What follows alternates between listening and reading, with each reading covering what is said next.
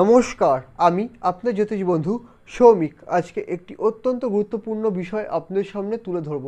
সেটা হলো মকর রাশির জাতক জাতিকাদের ডিসেম্বর 2024 কেমন যাবে সেই বিষয়ে আজকে এই ভিডিওতে আলোচনা করব। যারা আপনারা মকর রাশি জাতক এবং জাতিকা, আপনাদের স্বাস্থ্য, শিক্ষা, কর্মজীবন, সাংসারিক জীবন, প্রেম সহ অনেক বিষয় আলোচনা করব। তো আপনার কাছে অনুরোধ যে ভিডিওটা পুরোটা দেখবেন, স্কিপ করবেন না। কোন গ্রহের জন্য আপনি কেমন ফল পেতে পারেন সেই বিষয়ে আলোচনা করব। আর হ্যাঁ, ডিসেম্বর মাস থেকে আমি বিভিন্ন রাশির 2025 কেমন যাবে সেই বিষয়ে আমি আপলোড করব ভিডিওগুলো আমার এই চ্যানেলে। তো আপনার কাছে অনুরোধ যে চ্যানেলটা সাবস্ক্রাইব করবেন। এই ভিডিওটা ভালো লাগলে এই ভিডিওটা লাইক করবেন এবং শেয়ার করবেন। এইবার দেরি না করে আলোচনায় আসি। মকর রাশির স্বাস্থ্য কেমন যাবে সবার আগে সেই বিষয়ে আসছি। রাশির অধিপতি শনি দ্বিতীয় ঘরে অবস্থান করে আছে এবং রাশিতে মঙ্গলের দৃষ্টি পড়ছে এবং রবি 15 ডিসেম্বর পর্যন্ত ধনুতে অর্থাৎ একাদশ ঘরে অবস্থান করবে। তো মাসের ফার্স্ট হাফে স্বাস্থ্য মোটামুটি যাবে। মাসের সেকেন্ড হাফে কিন্তু ইমিডিয়েট সমস্যা, জ্বর, সর্দি, কাশি এগুলো আসার কিন্তু সম্ভাবনা রয়েছে। মাসের ফার্স্ট হাফে হলো মোটামুটি যাবে, তার কারণ শনির অবস্থানটা কিন্তু খারাপ নয়, কিন্তু নিচস্থ মঙ্গলের দৃষ্টি আপনার রাশির ওপরে পড়ছে।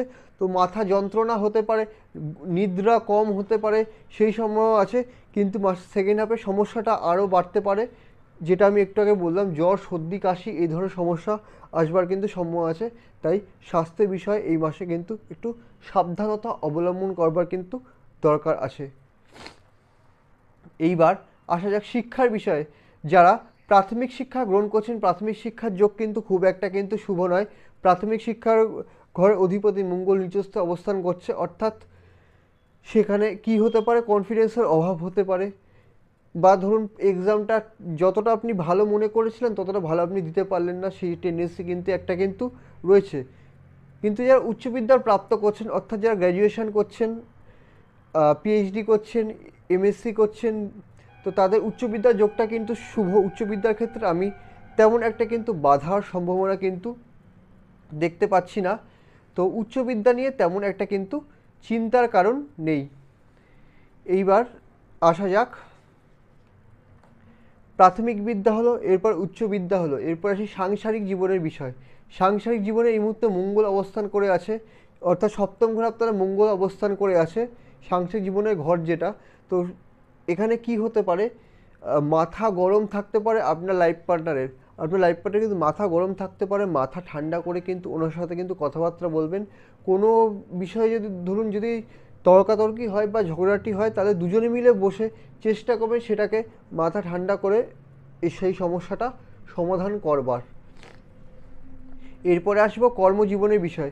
যারা চাকরি করছেন, চাকরির যোগটা কিন্তু এই মাসে কিন্তু বলবো না যে তেমন একটা অশুভ, চাকরির যোগটা কিন্তু মোটামুটি শুভ রয়েছে।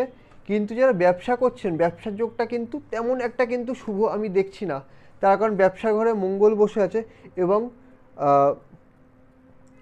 ব্যবসার ঘরের অধিপতি, অর্থাৎ ব্যবসার ঘরে মঙ্গল বসে আছে এবং লাভের ঘরের অধিপতি সেটাও কিন্তু মঙ্গলই, যেটা নিচস্থ হয়ে অবস্থান করছে। তো ব্যবসায় কিন্তু খুব একটা ভালো কিন্তু আমি এই মুহূর্তে কিন্তু বলতে পারছি না।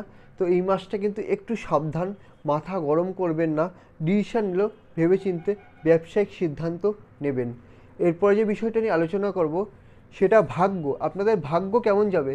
আপনাদের ভাগ্য কিন্তু খুব একটা ভালো যাবে আমি কিন্তু বলতে পারছি না, তার কারণ কেতু অবস্থান করে আছে, যেটা ভাগ্যের পক্ষে কিন্তু খুব একটা শুভ নয়। অর্থাৎ ভাগ্যের ঘরে কেতুর অবস্থানটা ভাগ্যের জন্য খুব একটা শুভ নয়। তৃতীয় রাহু অবস্থান করে আছে, আপনার পরিশ্রম করবার ক্ষমতা কিন্তু বাড়ার কিন্তু সম্ভাবনা আছে। তাই চেষ্টা করবেন কর্মস্থলে অতিরিক্ত মাত্রায় পরিশ্রমের কথা আমি বলছি না, কিন্তু যতটা পারবেন ততটা পরিশ্রম করবার। এরপরে আসি পিতার সাথে সম্পর্ক। পিতার সাথে সম্পর্ক কিন্তু আপনার কিন্তু মোটামুটি যাবে, বলবো না যে খুব একটা ভালো যাবে। হ্যাঁ, সেকেন্ড হাফে, মাসের সেকেন্ড হাফে কিন্তু পিতার সাথে সম্পর্কে কিন্তু অবনতি হবার কিন্তু সম্ভাবনা রয়েছে। এরপর আসি প্রেমের বিষয়। যারা প্রেম করছেন তাদের জন্য এই সময়টা কেমন যাবে? প্রেমের ক্ষেত্রে এই সময়টা কিন্তু শুভ, প্রেমের ক্ষেত্রে কিন্তু তেমন একটা কিন্তু অশুভ যোগ কিন্তু দেখতে পাচ্ছি না। তো ভিডিওটা কেমন লাগলো জানান, ভালো লাগলে চ্যানেলটা সাবস্ক্রাইব করুন, ভিডিওটা লাইক করুন এবং শেয়ার করুন। আর একটা বিষয় বলি, জন্মছক ভেদে ফলের পার্থক্য কিন্তু ঘটতেই পারে, তার কারণ সবার জন্মছক তো সমান হয় না। ভিডিও দেখার জন্য ধন্যবাদ।